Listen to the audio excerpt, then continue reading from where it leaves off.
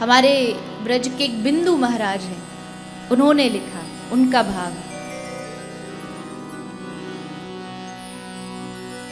मैं नहीं, मेरा नहीं ये तन, किसी का है दिया, जो भी मेरे पास है वह धन, किसी का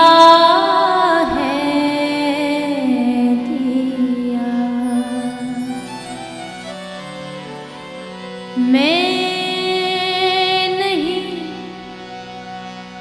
मेरा नहीं ये तन, किसी का है दिया।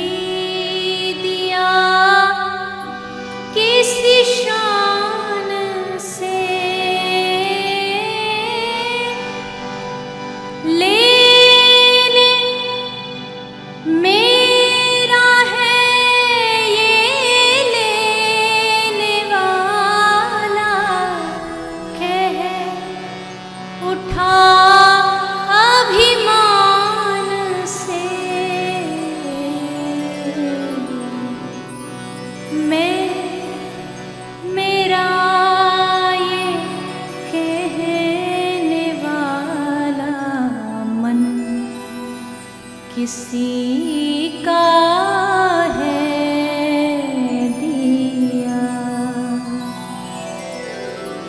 मैं नहीं, मेरा नहीं ये तन, किसी का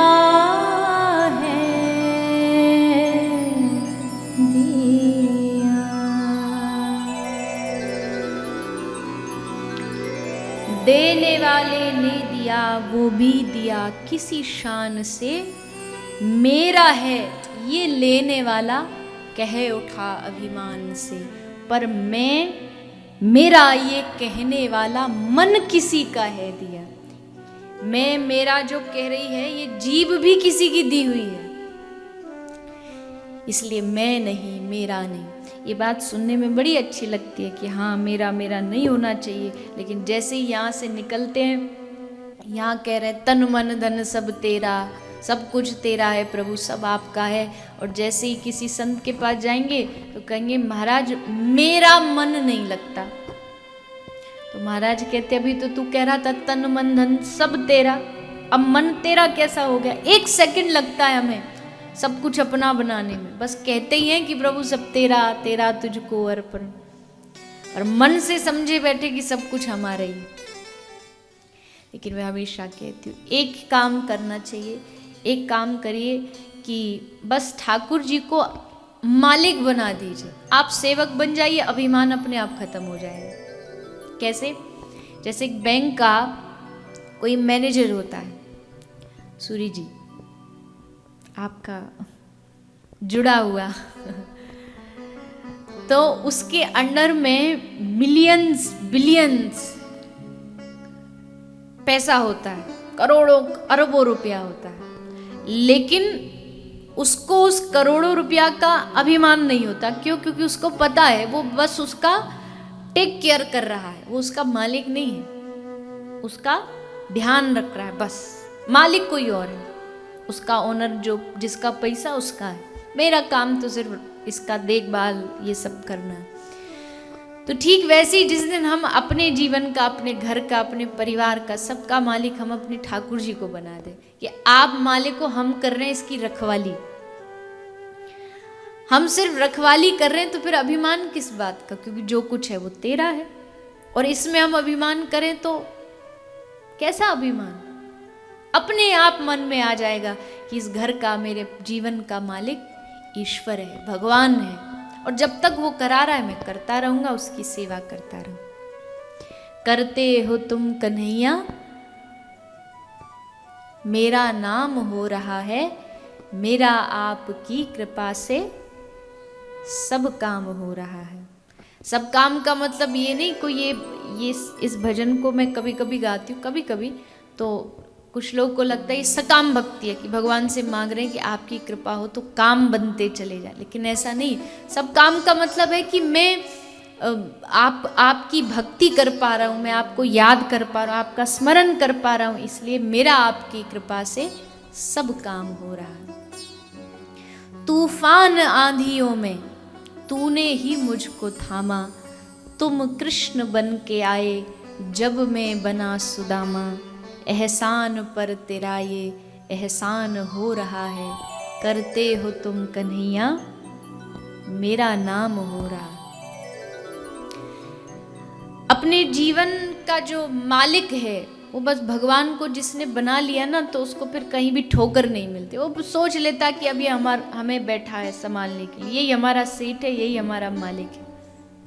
पर गड़बड़ कहाँ होती है, जब हम खुद मालिक बन जाते हैं। सबका मालिक हम ही हैं, हम ही चलाने वाले हैं, हम ही करने वाले हैं। लेकिन श्री ठाकुर जी को अपना मान करके, अपना सर्वस्व मान करके, उन्हीं को समर्पित समर्पण भाव से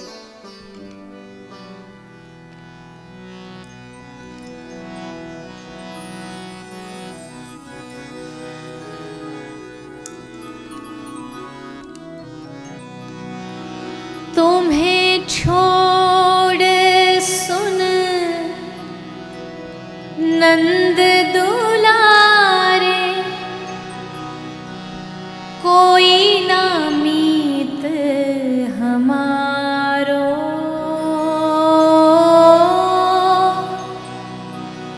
तुम्हें छोड़ सुन नंद दुलारे, कोई ना मीत हमारो।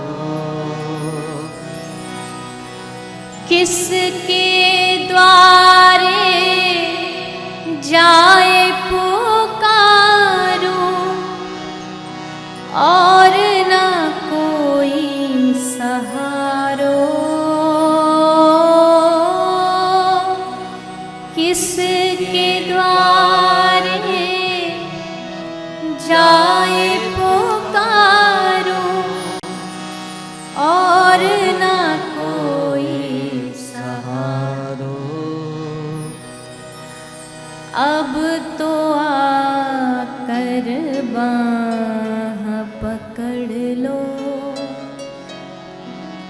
ओ मेरे प्रीतम हो। अब तो आकर बाह पकड़ लो, ओ मेरे प्रीतम। तुम हमारे थे प्रभु जी,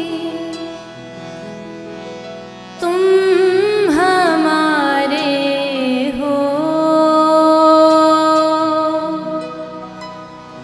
तुम हमारे ही रहोगे,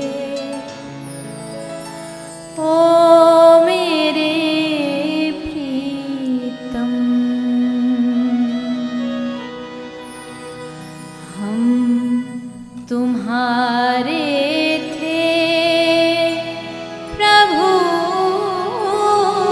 जी, हम तुम्हारे हैं, हम तुम्हारे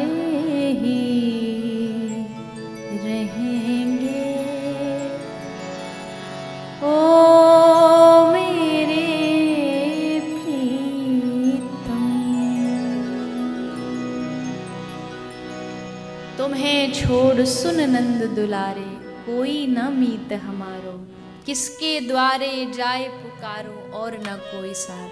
मुझे ऐसा लगता है कि जिसने ये बात मन में बिठा ली ना कि हमारे श्याम सुंदर, हमारे हम ठाकुर जी की, सारा ज्ञान उसको आ गया, सारा ज्ञान उसको आ गया। एक एक एक महात्मा जी, एक साधारण कोई एक व्यक्ति था, निम्न जाति से था, चमार जाति से था। वो जूता सिलाई का काम करता था। तो ज्ञान तो उसको ज्यादा था नहीं, पर जब वो जूता सिलता था ना तो उसे एक ही लाइन आती थी, और वो लाइन थी, हरि में जैसो तैसो तेरो। क्या लाइन थी? हरि में जैसो तैसो तेरो। मैं जैसा हूं, अच्छा हूं या बुरा हूं, सब तेरा हूं। तो ये कहते कहते और रोज वो जूता बनाते रहते और बड़े आनंद मगन गाते रहते, हरि में जैसो तैसो, मुस्कुराते हुए। जैसा भी गुरु जी कह रहे थे ना कि मुस्कुराहट जो होती है ये मानव को ही उपहार में मिली है हमेशा। हमारा इतना बड़ा अस्पताल है, हमने तो किसी गाय को मुस्कुराते नहीं देखा आज तक। कुछ दिख भी गई ना तो भूत समझ के और भाग जाएंगे लोग। पशु प्रसन्न हो सकते हैं, प्रसन्नता तो सब में होती है, फीलिंग सब में होती है, पर वो जो बत्ती सी जो दिखती है ना, सारे दांत एकदम बढ़िया चमकते, ये मानवों में ही दिखती है। और प्रसन्नता, सदा प्रसन्न माधव, भगवान का यही लक्षण है कि भगवान हमेशा मुस्कुराते। वहाँ युद्ध हो रहा है, सब मारने पर तुले हुए, और कृष्ण भारत पर बैठे बैठे मुस्कुरा रहे हैं। यदुवंश नष्ट हो रहा है और श्री कृष्ण मुस्कुरा रहे। सदा प्रसन्न माधव, हमेशा प्रसन्न। तो भक्त का एक पहचान है, भक्त के दो लक्षण है। या तो वो आपको बहुत हंसता प्रसन्न नजर आएगा, या रोता नजर आएगा।